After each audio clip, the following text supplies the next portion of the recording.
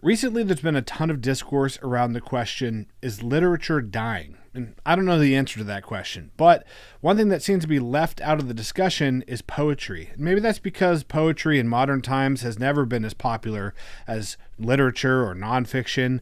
But today on the Life on Books podcast, two of our friends who are avid poetry readers are joining us to make a case why Andy and myself, and maybe even you, should be reading more poetry. It was a fantastic conversation. I hope you enjoy it as much as I did. Welcome, everyone. Thanks for joining us. This evening, Dave and Seth are going to educate Andy and I's Neanderthal brains and make a case for why real men read poetry. So Dave, for our listeners who might not be familiar with you, just give us a quick, the elevator pitch on who you are, and then Seth, you can follow him up. Okay. Hi. Yeah, I'm Dave. On Instagram, I'm at the bookish mank. Mank is MANC. I used to do the Chat and Lit podcast. There are still episodes available on Spotify and all the various streaming services, but I've not done that for a bit. So yeah, I'm not doing the podcast so much these days, but still an avid reader and a big fan of this pod. So very happy to be on. Thanks for having me. Awesome. Seth. Yeah, I am a self-described attention deficit autodidact and lover of all things literature and poetry. I suppose my presence in the online literary discourse community, whatever you want to call it, is kind of a product of COVID 2020 onward. I've got a YouTube channel where I post very infrequently. I have Instagram, Substack, Twitter. I've shown up on a few podcasts, yours included. Waste mailing list everywhere. Let's talk about books. Thanks for having me on again, guys. Fantastic. What a professional. He really is. And you forgot King of the Lit Bros, as Tony called you last time you were on. Seth, do you have like cue cards or something behind you? Were you reading from a script there? I swear that was straight off the top of my head. Wow. I mean, when you have a head of hair like that, it's easy. Yeah. Yeah. That's So, nice.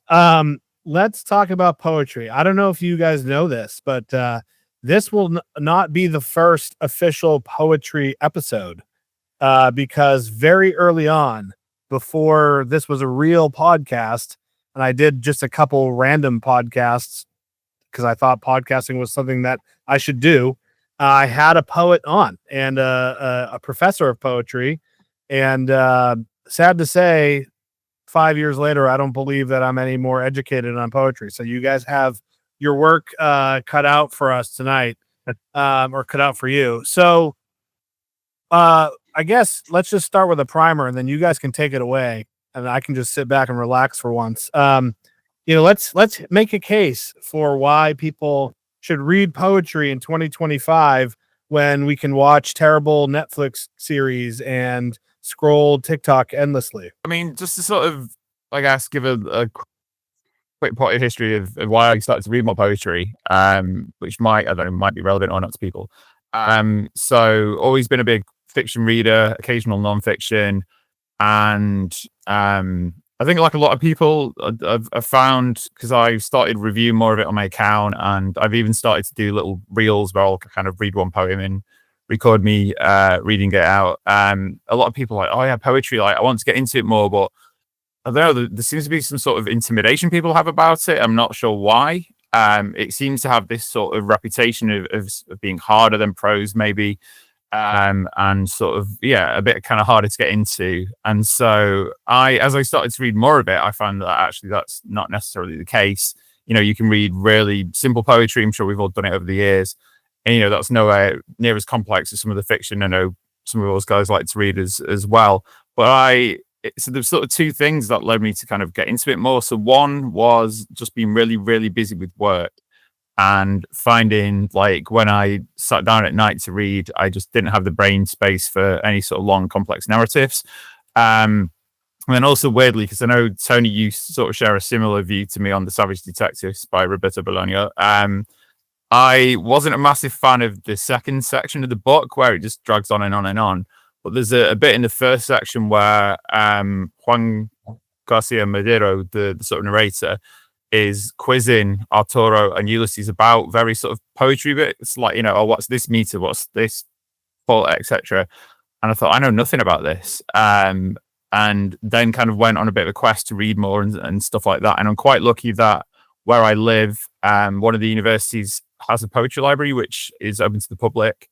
I also teach at a place that has a really good library. And so I've got access to poetry books there. So yeah, those two things kind of helped me to kind of start to find my own way. And I found a few things. So firstly, I think it kind of makes you more empathetic as a person. I think when you read, say, I was thinking about this earlier, a book like To Kill a Mockingbird, wrote by a white woman about experiences of racism, you tend to find, not always, but a lot of poetry can be more about a person's direct experiences of homophobia or racism and things like that.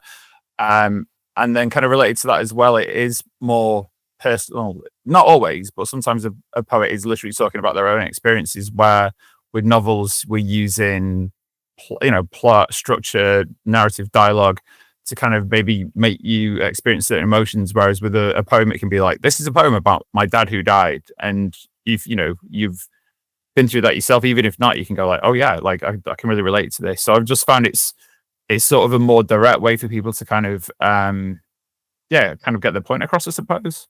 Yeah, well, I know that things in the UK aren't as up to speed as they are here in the States sometimes.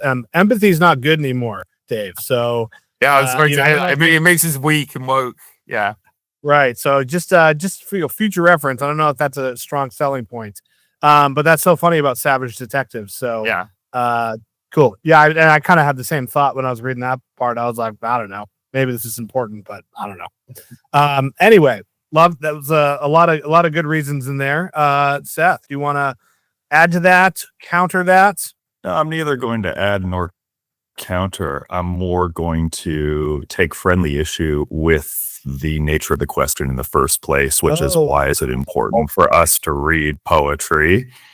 And I think that's a fiendishly difficult question to answer if we don't have our arms wrapped around what it is, the thing that we're talking about in the first place. So I'm going to, put on my my discount college professor hat and say, can we actually talk about what we're talking about when we evoke the term poetry?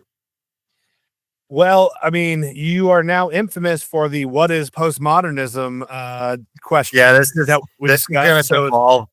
is going to devolve into another hour and a half episode of us trying to define some amorphous thing. I still get big comments about that episode. So please go ahead, define poetry. My sincerest apologies for all the hate comments and the ones that will undoubtedly arise from this episode. I'm your worst guest, and I look forward to doing this again in a few months. Hey, all publicity is good publicity. Yeah, so I've been told. What's poetry?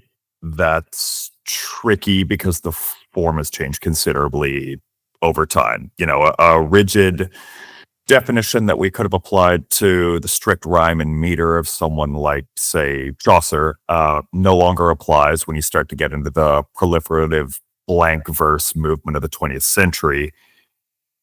Even more so now that free verse is kind of the currency of the realm, so to speak. So we're in a tough spot trying to kind of talk definitively about something that's so expansive and continually expansive. So because I've received no formal education in this space beyond high school, I've had to turn to a few more kind of learned scholars to help me parse this question. I quite admire the work of the Harvard PhD Dr. Matthew Walker. He's has his PhD in verse lyric poetry. He's got some great lectures on YouTube.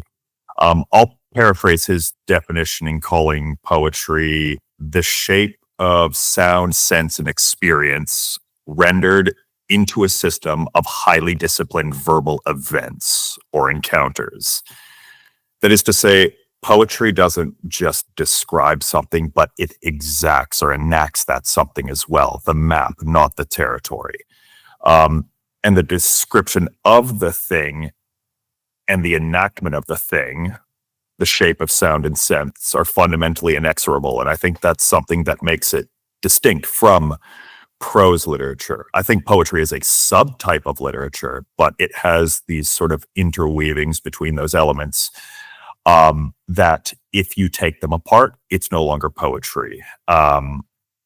It's these fragments I've shored against my ruins, as Eliot would have said. It's the discipline of organizing the chaos of human experience into these finite verbal encounters.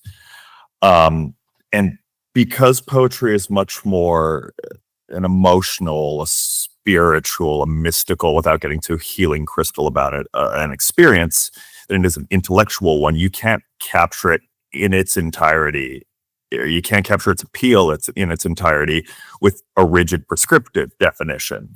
There will always be something floating in that foggy gap that lies just outside the articulate. Poetry is the thing that shines the lamp into the fog to briefly catch the figures moving before they disappear. That's the spontaneity and the powerfulness transecting there. Dave, do you want to kind of talk about what you see as sort of the boundaries, the defining features or characteristics of poetry, and then we can kind of maybe go from there? I think it's difficult because, like you said, it's sort of changed over time. So let me just I've got a little stack of books in case we do get onto recommendations and stuff. But after the whole Savage Detectives thing, I teach at what over here we call college, which is sort of between high school and university for 16 to 18-year-olds. And so I asked our English department for like recommendations on books to teach me more about poetry, and they made some suggestions. But when I was sort of looking around, I found this one called the Poetry Toolkit by Rhian Williams. And it starts off. I know, Andy, you're a big fan of the Homeric epics, and how we've gone from those to, like you said, Seth, we've gone all the way to free verse. And it was interesting because when I first mentioned blank verse, I thought blank verse was free verse until I started reading this book and it explained. Because in my head, you say blank verse, it's like, it's a blank page. You can kind of do whatever you want. And you find out that actually that's not the case. That's a very sort of rigid set of structures for writers to use. I think it's difficult. It's more musical than prose in a lot of ways. I think you were talking about the sound of it. And one of my favorite poets, a guy called Andrew McMillan, did an article which I recommend people read about kind of getting into poetry. And he said one good thing is to read it out loud, or even if you don't want to do that, you don't want to be walking around the street with a book of poetry reading out loud, or in your house, whatever. I think when you read it, it has these kind of like patterns and cadences and things which prose kind of have, but poetry's more. It's attempting to do that more. I think it's attempting to have a sort of rhythm to it, perhaps that prose doesn't always aim for. Hey, I hope you're enjoying this episode. I wanted to take a brief moment of your time to tell you about how you can support the Life on Books podcast and get a lot out of it for yourself.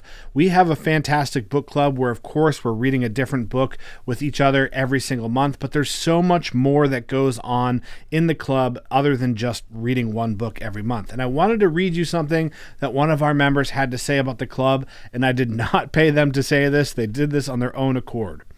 Being part of the club has turned out to be a deeply rewarding experience. The members are sharp, curious, and wildly eclectic in their tastes. Discussions go far beyond the surface, often deep into literary nuance, context, and the personal experience of reading. It's the kind of space where your TBR list will grow uncontrollably, and so will your circle of thoughtful, generous friends. So if you want to join a community where people say things like that about it, check out the link below. Thank you so much for your support, and I'll see you inside. Before we go on, I just want to add that according to dictionary.com, one of the acceptable definitions for poetry is prose with poetic qualities. So really profound. Clarifies it. Yeah. And I also did not know the difference between blank verse and free verse. So do you want to explain that, Dave, before we go over to Seth? Okay, so blank verse is, and you might have to correct me here, Seth, it's unrhymed iambic pentameter, I think. It's not necessarily iambic pentameter, it's just unrhymed with a clear metrical or rhythmic structure applied to it. And then free verse is just literally freestyling, as it were. So, so no rhyme necessarily, or no meter. No. Or and no meter. I mean, it might have some, but it's not prescriptive. Like there are certain forms, and again, it's funny because I kind of read up on them, and it's been a while. You know, like sonnet is a form, and it has certain internal rhymes within it and stuff like that. Free verse doesn't necessarily have to follow that, and I think that's the thing as well, which maybe sometimes, like when we think of poetry, we often think of rhyming poetry, like really basic things like limericks we learn as kids, etc., etc.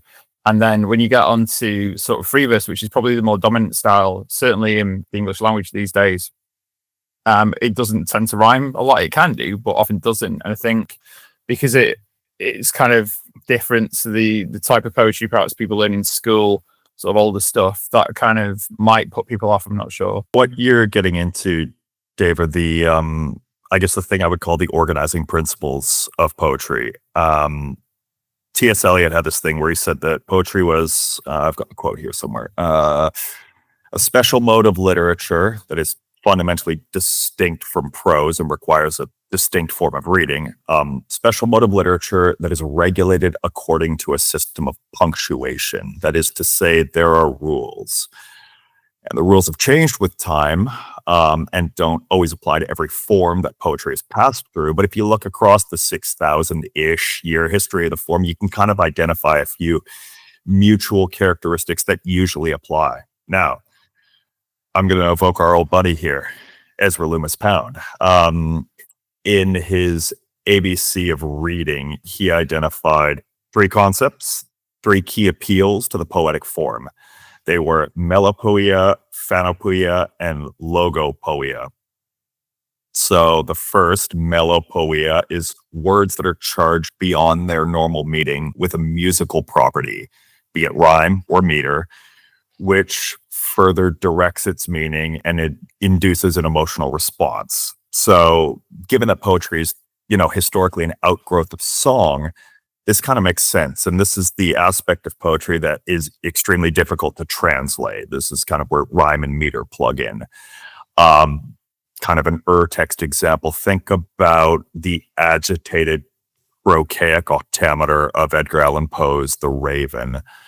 Once upon a midnight dreary, while I wandered weak and weary over many a quaint and curious volume of forgotten lore. Then you've got something in the Greeks like Homer's dactylic hexameter, which is an entirely different metrical structure. But this is where kind of rhyme, meter, song, rhythm fits in, melopoeia. And then you've got phanopoeia, which is the casting of images into the visual imagination, the clear precision of image. That's that kind of guiding principle of imagism I may have brought up last time or in one of my videos. And typically these poetic encounters are readily translatable. I was thinking about, I was like, what would I use as an example of this? I'd turn to Hart Crane's poem To Brooklyn Bridge. And there's this line in the very first or second stanza, some page of figures to be filed away till elevators drop us from our day. That's a perfect line, in my opinion. It's this taut encapsulation of working life severed from the rest of one's experience, suspended in abstraction above the steel of the city. This is for you, Andy. Among the girders old as an iron queen in glass somewhere far above the world that would let the light of day through. There's our obligated Gravity's Rainbow quote. And then the last is logopoeia, which is the embedding of intellectual abstractions into words, the dance of the intellect among words, I think were his exact words. This is the intellectual appeal that you would typically find in prose literature. I think to the tautological echoes of myth and history embedded in Pound's Cantos 74. What you depart from is not the way. What whiteness will you add to this whiteness? If the moral zenith or notion of artistic form and nation has already been achieved, what new is there still worth striving for? So logopoeia, phanopoeia, melopoeia, those are kind of organizing principles that I think you could apply regardless of what form we're talking about. Have I gotten too into the weeds here? Not for me, but for TikTokers, perhaps. I mean, that's what we're here for, to get into the weeds and get into the nitty gritty. So Well, as just going on onto TikTok, I think Seth, while you were having your technical issues earlier, I was joking around with Tony and Andy and saying, actually, I think one thing about poetry in this sort of attention dwindling society in which we're finding ourselves in is it is short and sweet. Well, it can be, if the thought of a big novel is too scary for you, read a poem that's a page long. If I know Tony as well, you've had the whole thing in the past of people say to you, how do I become a reader? And you say just start with a page a day, etc. as a goal. Like I said, when I've been sort of mentally not able to cope with longer narratives, more complex narratives, just reading poetry actually was a genuinely real way for me to kind of keep engaging in reading without having to, I'd still think about the poems and stuff and kind of analyze them, etc., but wouldn't necessarily have to. It's not like reading Gravity's Rainbow or something like that. Some poetry collections have common themes. Some might be a longer narrative poem, but some are very sort of short, self-contained episodes. You can read it, put it down, and so I think if you're struggling for time as a reader, it can be a sort of nice little gateway into the literature as well. Yeah, I think everyone should trade in those book goals. Forget 100 books a year, go for 1,000 poems. It's doable. I have definitely done that where I've used or brought a collection of poetry as I typically refer to as like my lunch break book, where I have half an hour to read or a half hour lunch break. Like I'm going to spend some of that time just eating. I might spend some of it like shooting the breeze with a coworker, and that's like, oh, I've only got 10 minutes left to read.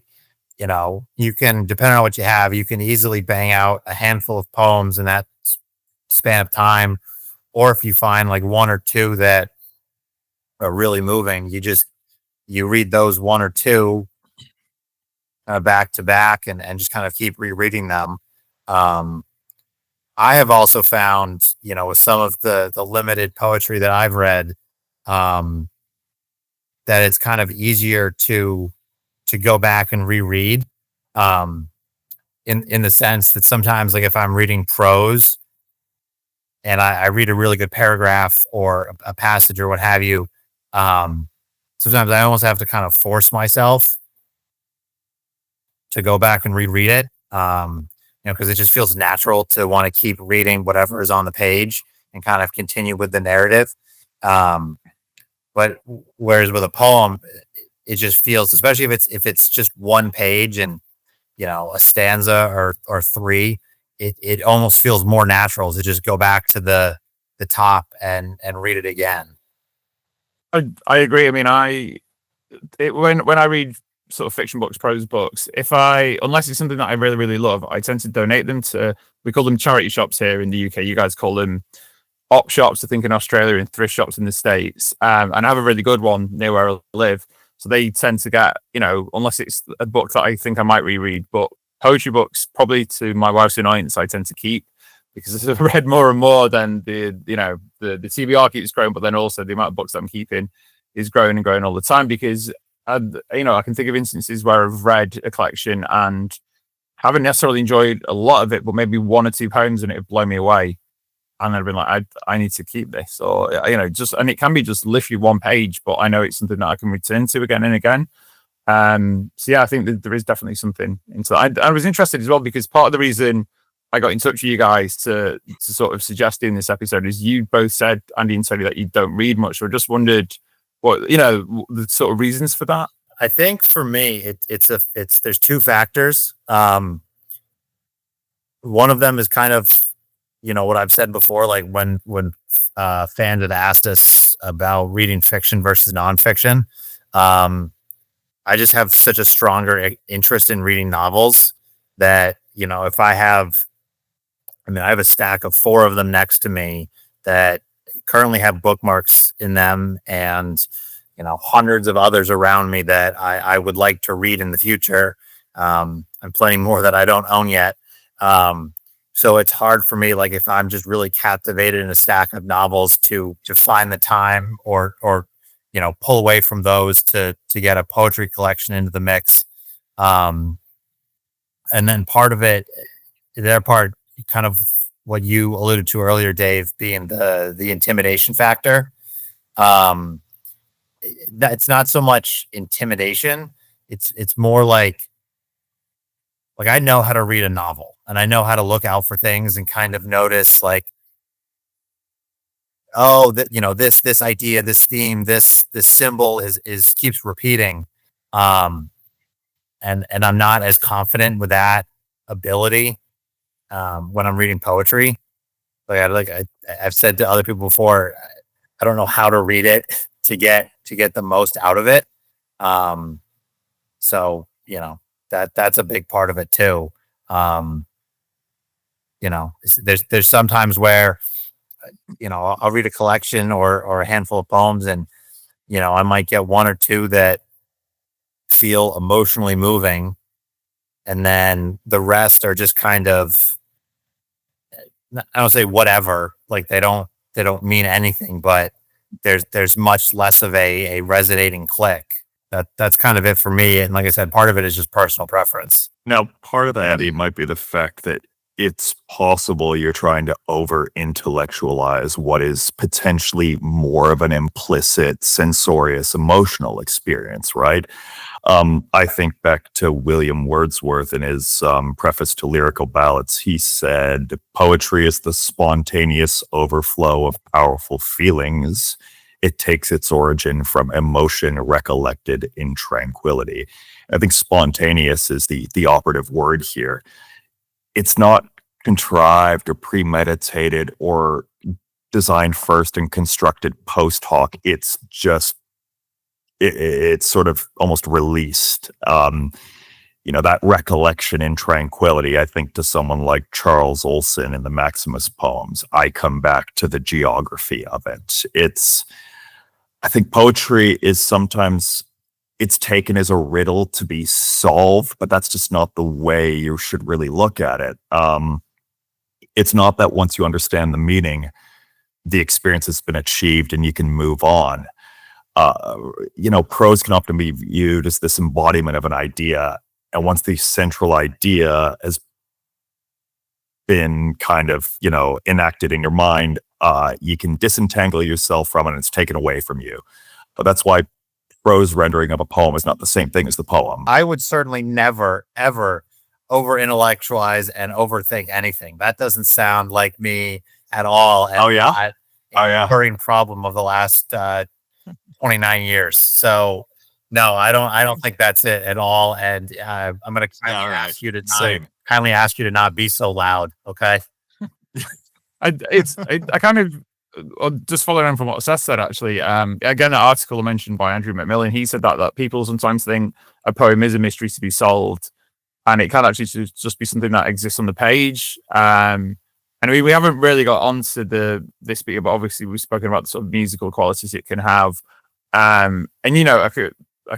It's funny because I remember one of my cousins when he was younger and kind of getting into rap music, and he'd be like, "Oh yeah, it's urban poetry." And there's, like people off, you probably know Bob Dylan won the Nobel Prize, which caused some, some controversy. But if you read like some of Bob Dylan's lyrics, things like "Hard Rain's Gonna Fall," "Desolation Row," things like that, there's much magical realism in there, as some Latin American authors. But I think sometimes you can listen to a song and read the song's lyrics, and you might not necessarily understand what it's about, but you can just enjoy it for what it is. And I think, poetry can be the same, that it's the way the sentences are constructed, the images it evokes, even if you don't necessarily fully get it, it can sort of still have an impact on you without being something that you kind of fully grasp. I mean, again, talking about the book that gets mentioned every episode in this podcast, Gravity's Rainbow.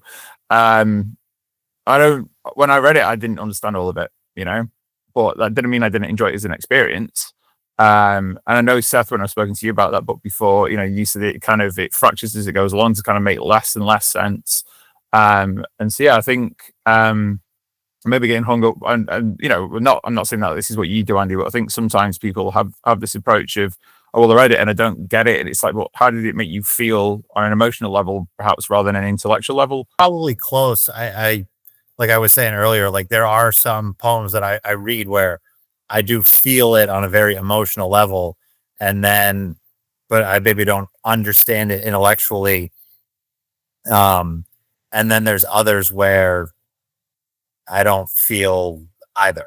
So I guess as well, I was thinking about this when you were talking about it before, like almost think of a poetry collection as like an album by a band or a solo artist. You might not like every song, and that's fine. But then the beauty of it almost is you can, in the same way you can make a Spotify playlist, you can then go, right, they're the ones that I'll go back to, and I'll ignore the other ones. And so I think there is, which you can't really do. You're not going to read. Oh, I'm just going to have a quick read of chapter 3 of Moby Dick or whatever. That novels don't work in that same way, I think. Yeah, this is why I let Andy go first, so you guys could admonish him, and then I can avoid making the same mistakes. I'm glad I could fall on the sword for you, Tony. I Appreciate that, buddy. Going back to your initial question, Dave, of like why we don't read poetry. I mean, I think to some degree I agree with Andy, and I could probably give you a few more. I could probably come up with a few more reasons to like justify it, but the real answer is probably whatever the answer is that why most people don't read poetry. I guess I just never really think about it. And I will say that while I don't necessarily look at it as a super intellectual endeavor that I have to overcome or obstacle to tackle, I will say that like poetry isn't just poetry, just the way like fiction is not fiction or nonfiction is just nonfiction. There's so much of it, and there's so many different types and styles that I think I'm at such a raw level of understanding that I don't even know where to begin. Like, if somebody said to me, Tony, I really love the same books you like to read, what type of poetry do you think I would like? I would be clueless. I mean, I can name poets, but I couldn't tell you what they write poems about or the meter that they're in or which movement they were part of, or you know what I mean? So I think it's kind of like, for me, I honestly never even thought about the question, why don't I read poetry? Not even when we planned to do this episode. I didn't think about it until you just asked it now. And I think, thinking about it now, it would be like me dipping my feet into poetry would be very similar to just walking into a bookstore and being like, I have to pick one of these out to read and have no other information to go on. So that's my best answer. Again, the thing that you said is the kind of limitation for you is the understanding of it. Again, that reads to me as you trying to kind of intellectualize it and wrap your head around it when that's not necessarily what you need to do. Go on. Who is the Rebecca Yarros of poetry, though? Rupi Kaur or Kaur, Right. sorry. Oh, yes. Beautiful.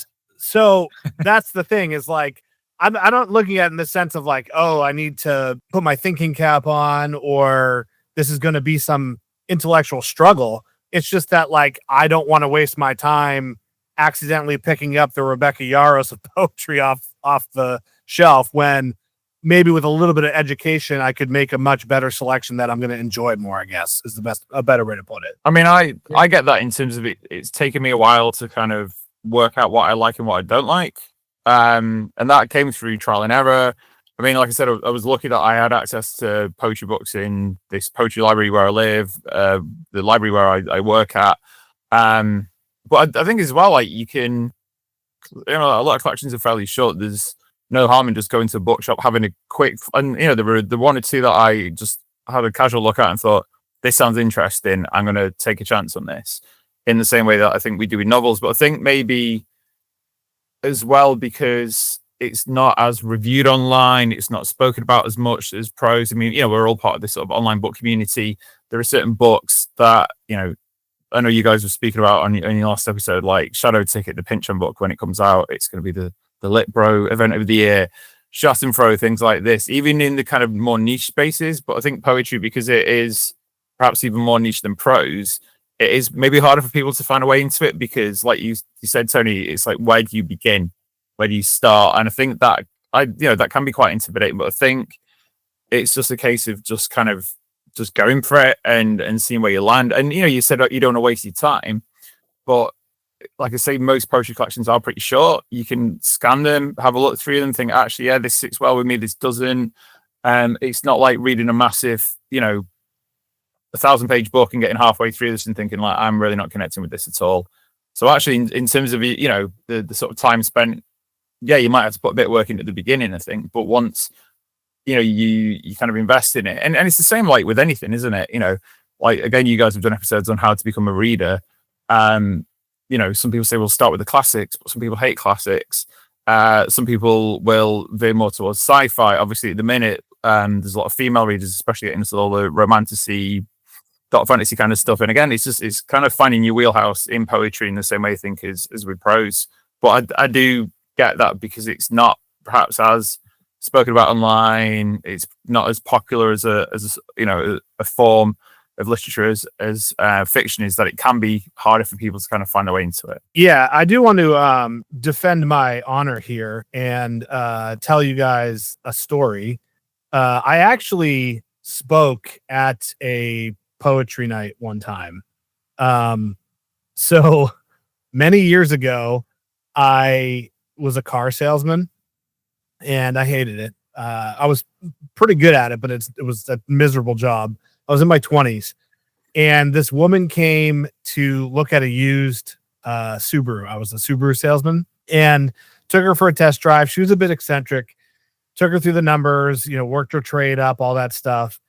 And she was like kind of hemming and hawing about it. And, they really pressure you, your managers pressure you to like close the deals like right then and there, and they always want you to ask like, what can I do to get you into this car today? And she thought about it and she goes, well, I run this poetry night at a local library. So if you come read poetry at the library, I will buy this car. And I said, okay. I said, give me a deposit, so I know this isn't just like BS.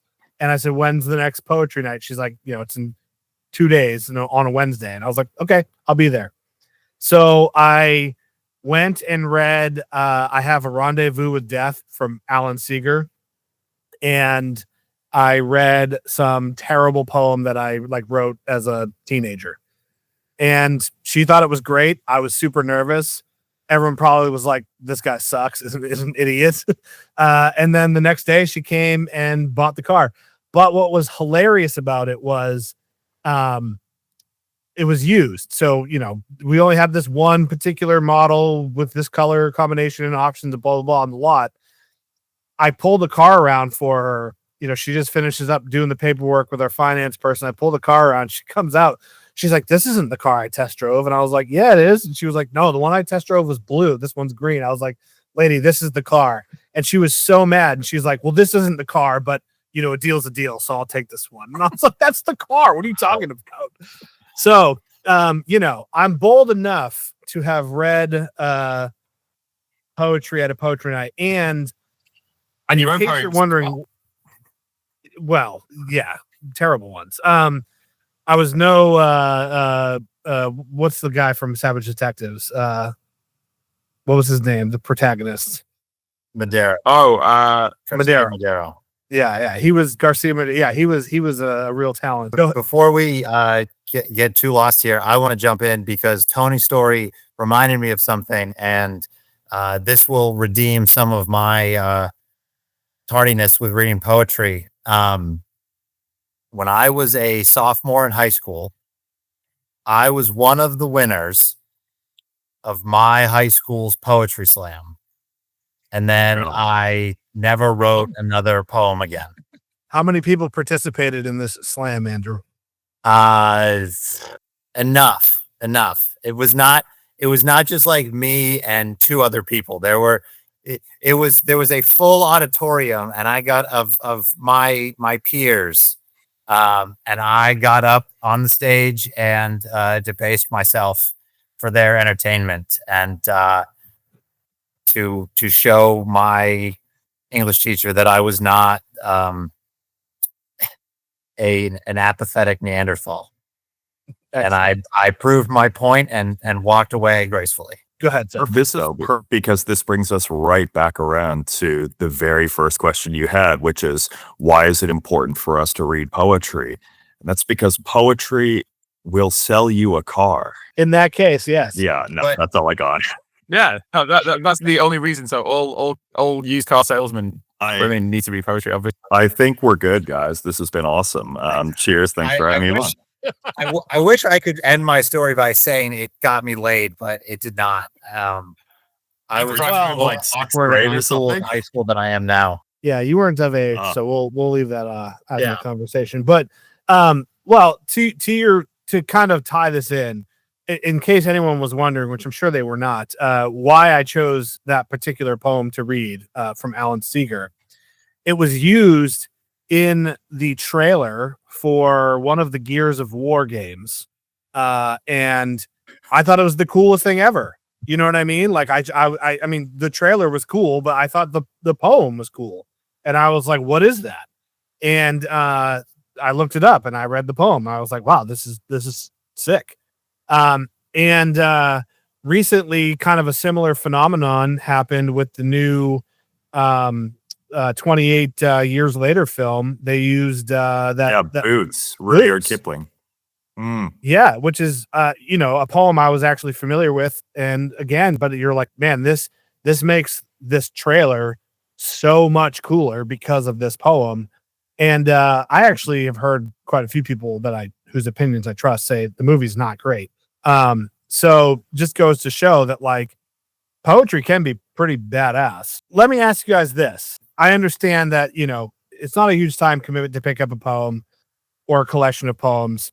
It's not necessarily about over intellectualizing it. With that said, where do you guys recommend people start with poetry in the context of like, what Andy and I like to read? You have a good sense of what our audience likes to read, so for people like us that are like, we're open to it, but we're not running out to, pull poetry off the shelf. What do you guys recommend to start and why? I will make a very practical suggestion. I am going to recommend 2 books to your people that I think would get your average person started. The first one is Context Collapse by Rhian Ruby, a poem containing the history of poetry. So Ruby's a critic, and he's written this sort of 150-page, very playful essay on the history of poetry, all the way from fireside song in ancient times, like Homeric era, all the way to AI-generated slop that we have now. And it's a really good primer on the various forms it's taken and what particular sort of social and contextual pressures pushed it into new forms, like the advent of the printing press, and why we changed from kind of a more metrically rigid structure through to a blank and free verse structure. So that's an excellent primer on kind of how poetry works and how it got to where it is. And then this is kind of a cop-out, but because of the length of your individual poetic encounter unit of poetry, it lends itself quite nicely to anthologizing. So I actually think I recommend the Norton Anthology of Poetry. 6th edition is the one I have. There's about 2,000 pages worth of poetry here, but it's got everything all the way from basically Beowulf through to a couple of years ago. I keep this on my bedside table at all times, and before bed, I'll just crack it open, flip to a random page, and just see what I find. It's organized chronologically, so if you're more partial to kind of the modern era, kind of 1950 onwards, say, go to the last kind of quarter of the book or so, you've got everything in there. You've kind of got all the greats. It's really distilled it to the stuff that has stood the test of time, but also is recognizing the contemporary material that is likely to have that same sort of perseverative power. I think those two things together would go a long way. I can make recommendations for individual poems, but I might let Dave talk first. Okay. So I'm going to take a slightly different approach to Seth. I don't really read anthologies, just because in the same way that like you'll get poetry collections that are selected poems by a particular poet, and I find sometimes I don't know, just for some reason, I'm not a fan of it. I'm going to start with one which is Crow from the Life and Songs of the Crow by Ted Hughes. I don't know if you've read this, Seth. It's real. So he uses the crow who obviously has appeared through, mythology and Poe and all this kind of stuff throughout history as a sort of trickster figure. So the character kind of appears in all of the poems. I don't know if any of you guys have read Grief is the Thing with Feathers by Max Porter, because he kind of borrows the character of Crow from the Ted Hughes book. Basically, it's about a family grieving when the mum dies, and the dad is a Ted Hughes scholar, and they get visited by this crow who's basically meant to stay with them until they finish grieving. But it's a really, really sort of strong collection of poems. It's I kind of was struggling to explain why I think people like it. It's quite dark, quite brooding. I mean, I'm looking in the sense that I know the area where Ted Hughes grew up in, and I'm trying to think of an American equivalent and sort of struggling, but it's kind of quite hilly, quite dark at times. There's a lot of greys, greens, and browns and stuff like that, stone and moors and things like this. So I think, I don't know, like when you were saying, Tony, how poetry can be badass, I think it's like, I mean, like you, I'm quite into metal and that kind of music. And to me, that is like a metal poetry collection, I suppose.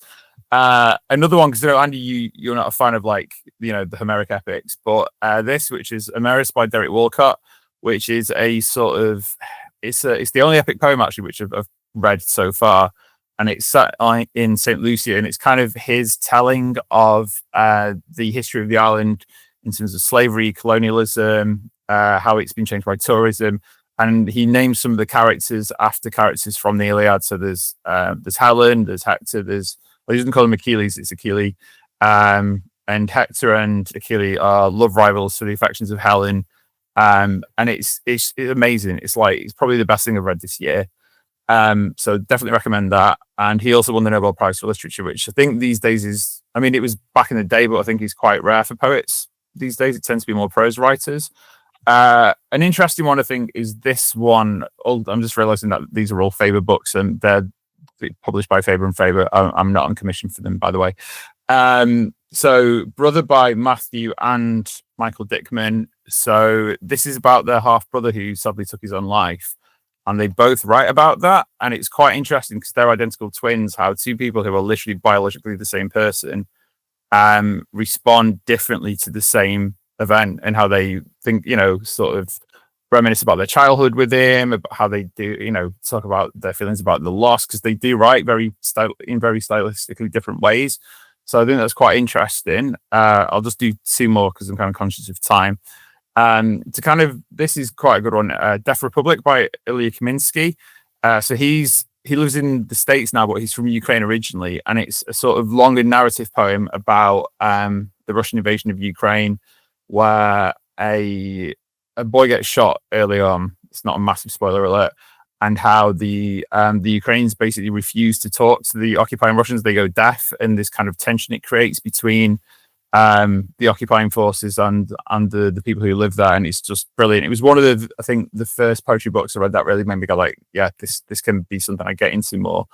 And then Midden Witch by Fiona Benson. So I picked this up on a whim from a bookshop recently, and it's similar to the Ted Hughes collection. It's very dark, quite brooding, and it looks at like various witch trials. People who've over here in the UK have been accused of being witches in the past. So there's quite a lot of sort of historical research into it. So if for anyone out there who likes reading about things like the Salem witch trials and things like that, it looks at that.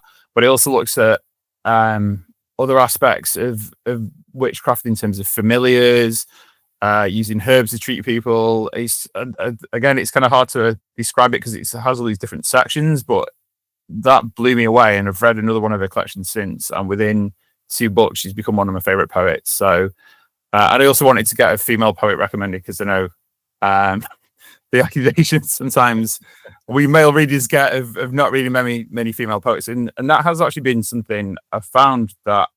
And again, I think the difference with fiction is not always, but a lot of female authors, you mentioned Rebecca Yarros, a lot of the big name ones, Colleen Hoover. I have no interest in reading those books, if I'm honest. But I've read a lot more female writers since getting into poetry than I have with prose, because I think it's not marketed as chick lit, etc., etc. So yeah, I found like quite a lot of my favorite poets have been female authors, and I do, I know Andy, you've read Fernanda Melchor. She's one of my favorite prose writers. But I've generally found I've read a lot more female authors, more queer authors, more authors of color through reading poetry than I have necessarily through reading prose. So I'm going to ask you guys a tough question. Dave, you had mentioned as you were going through some of your selections there, you had said that some of the poetry had blown you away. I think when people talk about books that they've read, whether it's traditional fiction or even nonfiction, when people make a statement like that, it's quite clear what that person's reading experience was. So when you guys say that a poem blew you away, or there's something that's quite memorable to you, what would you say that experience is like if you had to describe it to somebody? And Seth, I'm going to make you go first on this one. Mm-hmm. He's ready. He's thinking. Look at him. Mhm. I could tell he was thinking about it. Don't ever realize it, dude. I'm going to. In fact, I'm going to reach for a quote from someone, and I'm going to spin off of it in my own direction. Okay, one of the greatest poets of all time, Percy Bysshe Shelley, said in his defense of poetry, and I've got a quote pulled up here. Poetry thus makes immortal all that is best and most beautiful in the world. It arrests the vanishing apparitions which haunt the interlunations of life, and veiling them, or in language or in form, sends them forth among mankind, bearing sweet news of kindred joy to those with whom their sisters abide. Abide because there is no portal of expression from the caverns of the spirit which they inhabit the universe of the things. Poetry redeems from decay the visitations of the divinity in man. That's it right there. It is the word made flesh. It's the embodiment of the divine in language. I may have been raised Catholic and don't practice in any meaningful way now, but I suppose I hold on to some sense of spirituality, if you will. And I think if a divine power does or ever did exist, it exists in the art created by humans. It exists within the words of Hart Crane when he says, "Descend and of the curb ship lend a myth to God." It exists in Walt Whitman when he says, "Every atom that belongs to me as good as belongs to you." It exists in Thomas Gray when he says, "It leaves the world to darkness and to me." And it exists in Laura Gilpin when she stares into the sky and there are twice as many stars as usual. It is this visitation of the divinity in man. It does something to me that prose never will. And for that reason alone, I think it's important that people read it.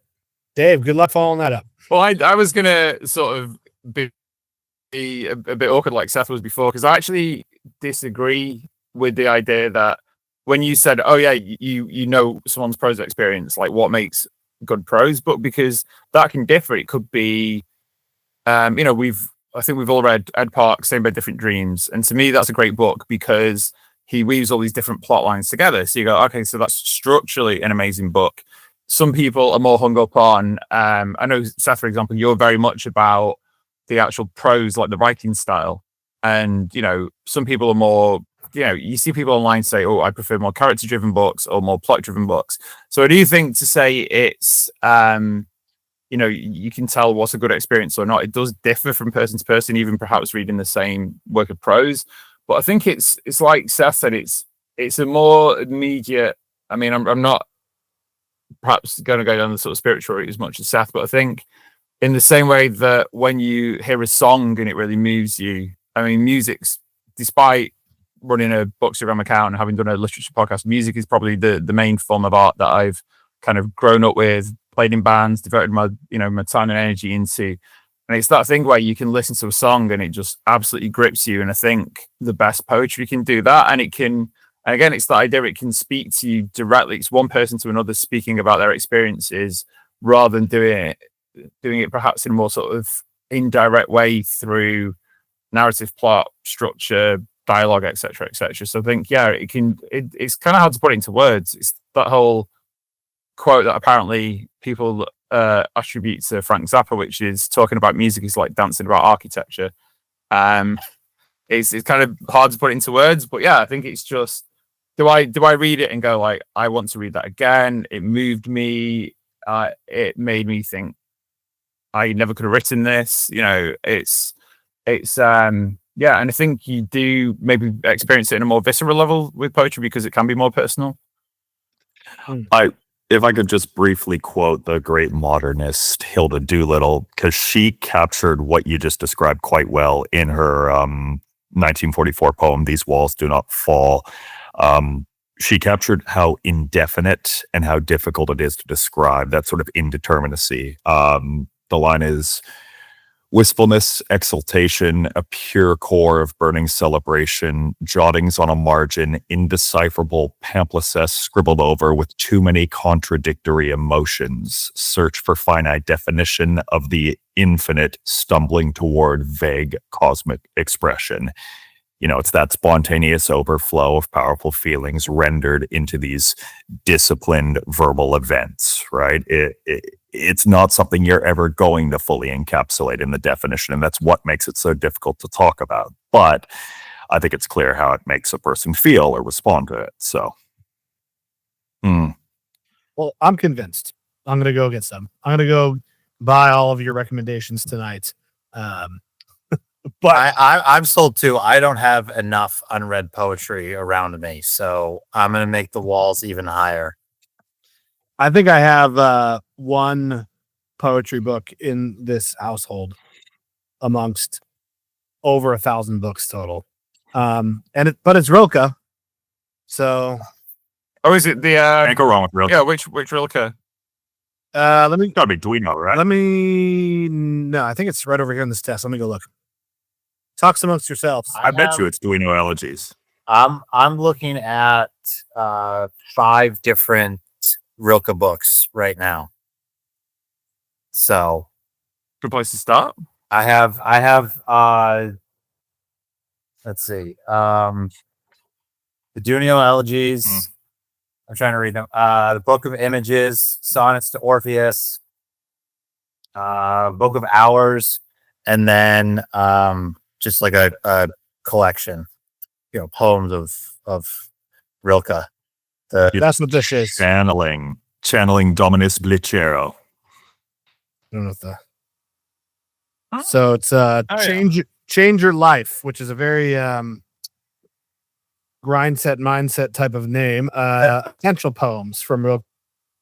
And Philip Pullman says, for me, the greatest poetry of the 20th century. So Who selected those? Is that a pain in the ass question? If anyone else asked it, yes. Sorry. Yeah. We've avoided it doesn't. the Sylvia Plath said Hughes controversy is about Ariel. It was selected, translated, and introduced by Martin Crucifix. Which, what a name! That's Yeah. a hell of a name. So yeah, he translated the version of the Durrani, how do you pronounce it? Elegies, which I read. So yeah, I wonder if that's his. That can't be a real name. Let's give That- no, it is. Is it crucifix with a Y rather than an I at the end? I'm sure there's a Y. in crucifix. No, it's Crucefix, which I would assume is translator. pronounced crucifix.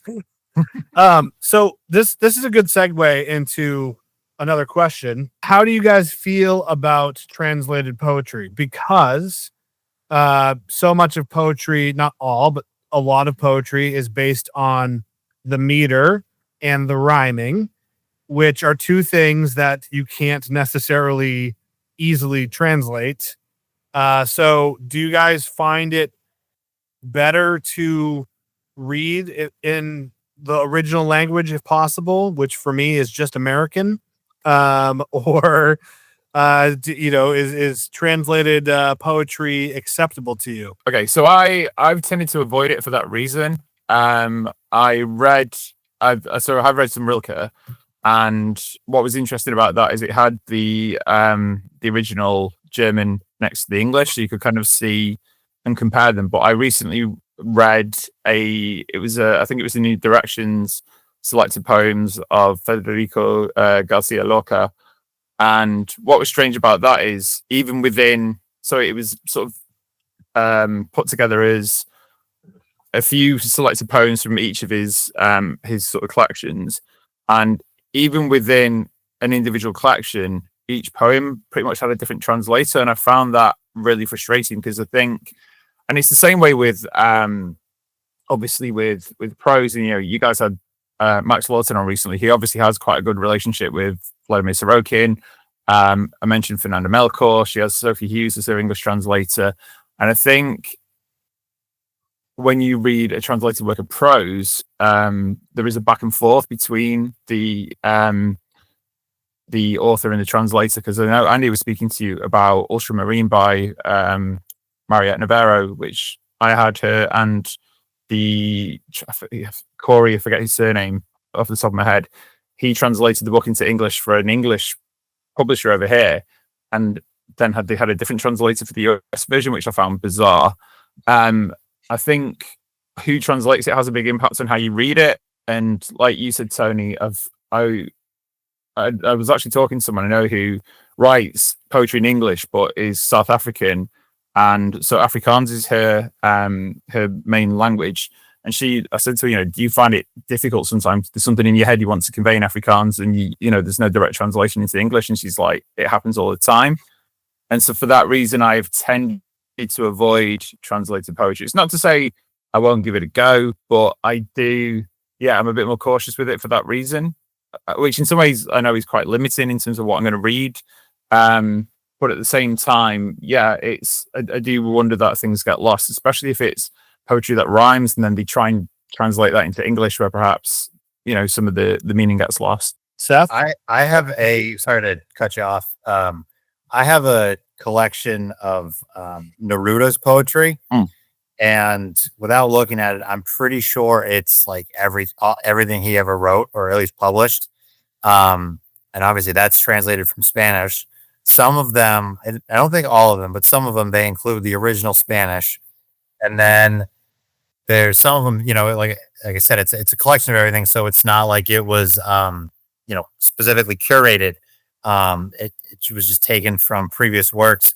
Some of them, if the poem was translated for differing collections prior, and had been translated by different translators, they include both translations. That's interesting. That's good. So, it'll have whatever the poem is, and then obviously the translator is attributed at the bottom, and then it's repeated. And again, in the different translation, and the same thing, different, the other translator is attributed. And it's interesting with some of them, obviously to notice like differences. I don't speak Spanish, so I can't tell you which is more faithful of the two, but you do get a sense of that, like immediate feedback of how they're different. I think some of them even have different titles, not like drastically different, but different titles. Can I just, Seth, before you answer, can I just sort of jump in with a couple of things on that? So, I mean, with the different titles, I've got a copy of The Blizzard by Vladimir Sorokin, and I was watching a documentary about him earlier, and it's translated as The Storm, which obviously Storm Blizzard, not too much of a difference, but the way the English subtitles were translated was different. But also, Seth, I don't know if you are going to recommend this poet, but is it Osip Mendelssohn, the Russian? Osip Mendelssohn. Yeah. Okay. So and I saw you'd mentioned one of his, like a collection of his works on your account, and so got it out from the poetry library. Well, it was a different collection from the poetry library near me, and his wife wrote a foreword to it in which she criticized some of the people who translated him before this collection.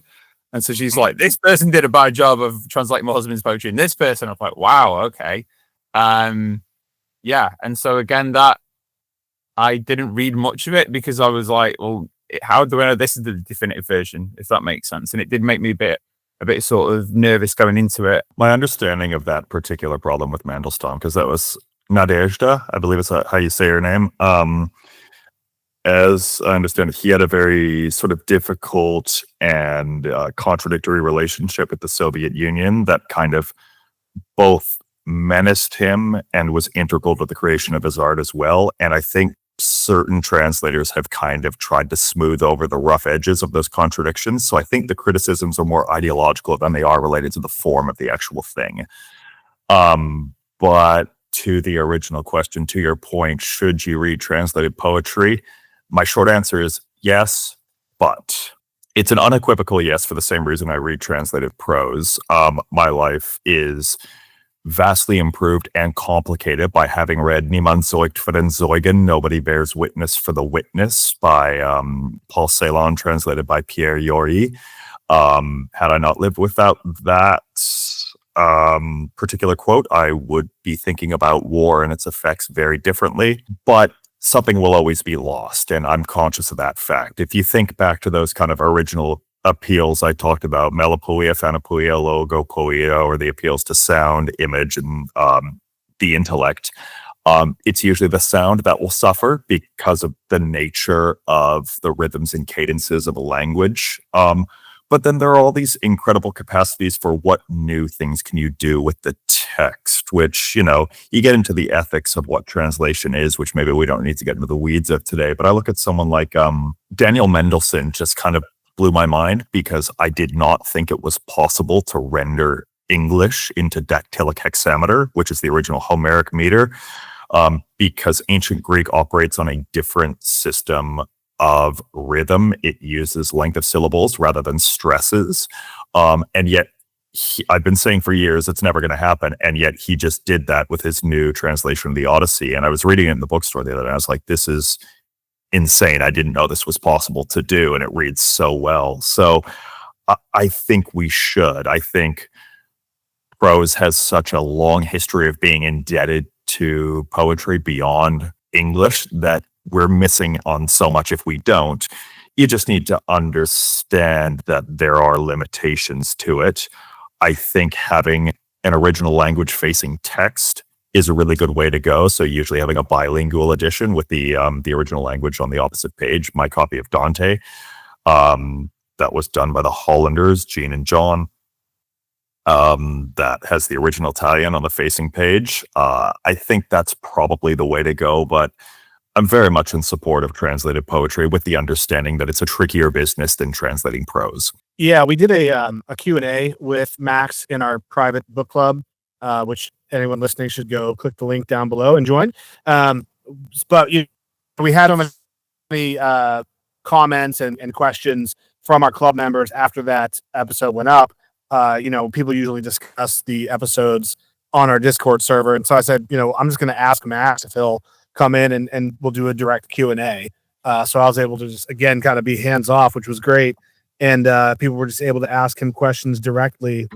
And, there's a lot of controversy, as you guys would say in the UK, about with Max in particular, more so than usual for whatever reason. But he said something that kind of blew my mind, which when he said it, I thought, yes, I intuitively know that to be true, but I've never thought about it in this way, which is that there are native English speakers who are still debating the meaning over words written in English, from 100, 200, 300 years ago. If we can debate over the meaning of words and languages, the only language we speak, then of course it's very easy to debate over the meanings of words that have been translated, or what the translation should be.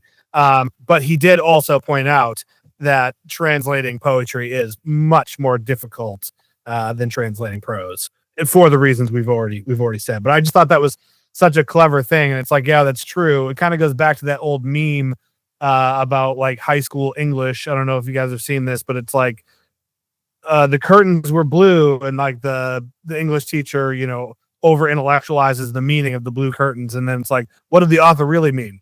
The curtains were blue, right? Like, so it's just kind of funny in that way. But yeah, I think with all that in mind, I'm probably going to hold off on my Rilke here and maybe pick up some English poetry to start.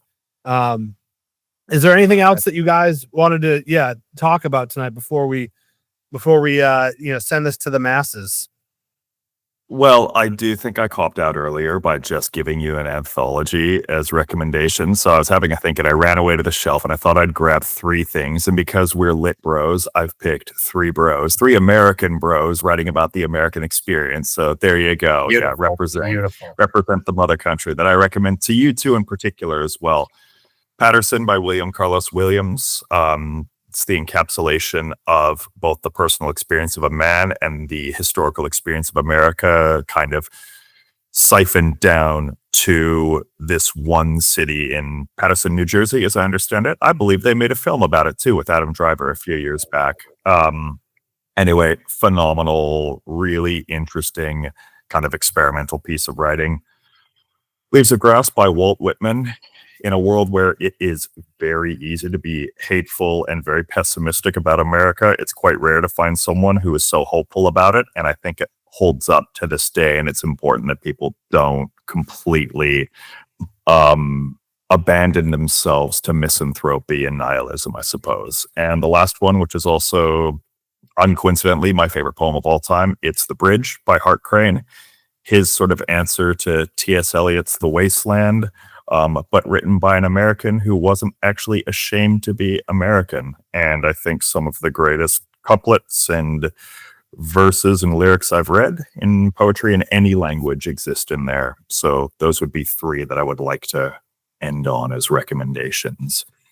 Fantastic. Would you say that do you have a favorite type of poetry, like favorite meter or anything like that? No, I like different metrical and formal structures for different reasons, and I go through phases. I'm quite fond of blank verse at the moment, so it has a metrical rigidity, but no express rhyme. I'm quite fond of that at the moment. And again, I'm still taken by... I'm kind of reevaluating what I think can be done in English after reading part of what Daniel Mendelsohn did with Homer. So, my tastes change over time. I don't think what I tell you now may not even hold up in a couple of days when this goes up. Who knows? So, no, I go through various ebbs and flows. You still let the squirrels in your brain take control. Yeah, you got it. What about you, Dave? Any favorite types of poetry? No, although, because when Seth and I were talking about this, I think I tend to read maybe more contemporary poetry than he does. I think that'd be fair to say. Part of it is actually Faber and Faber over here do a poetry subscription, so I get sent a new collection once a month, which is, although like a typical book lover, I have read 1 up to now. The 6 have been sent. But yeah, I'm like most people, I'm quite a mood reader. I'm really bad at sticking to a TBR. Very, very terrible for it. So I just kind of go off on tangents. But I think in terms of advice, or what I'd like to say is just give it a go for it. I, like most people, I never thought I would have really got into poetry. I'm 42 now.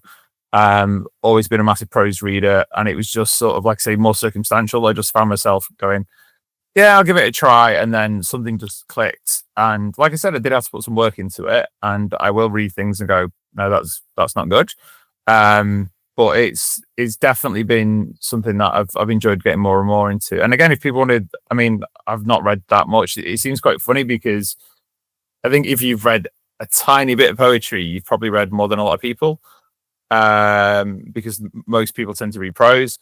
So yeah, if people want to, recommendations, do feel free to get in touch. But I think I would say just go for it. I genuinely do think there's some poetry out there for everyone. Final question: would you say real men read poetry? Yeah, 100%. I would. Yeah, and without getting too much into it, yeah, I think this idea of men. I saw someone do a really funny video the other day about alpha males. And like a lot of guys who call themselves alpha males go around and follow other alpha males like Andrew Tate and people like that. And they're like, yeah, and alpha males seems to care about the opinions of others. And it was a guy basically getting dressed up as a drag queen who was like, real men don't care what other people think about them and stuff like that. But I think, yeah, it's this idea that, men should just read men things. It's like, get in touch with your feelings, guys. We have them. It doesn't make you any less of a man yeah, to say that something made you cry or made you feel, sad or happy or whatever, just get stuck into it. Times are changing. But also the dark crags of the human soul are not the purview of God. Some of the darkest stuff I've read comes from Sylvia Plath, like her poem Daddy, where she kind of transmutates her dad into a Nazi, is just like I feel like I'm going insane when I'm reading it. Even Dickinson, people sort of, she's viewed as this sort of high priestess of poetry, and you sort of think you're getting into the sensorial experience, but man, she goes to some dark places as well. You can go to some metal corners of your mind with poetry. I definitely think the dude experience can be heightened by it. Fantastic. This has been enlightening to say the least. Appreciate both of you guys being here tonight. Thanks for having us. So much for having us.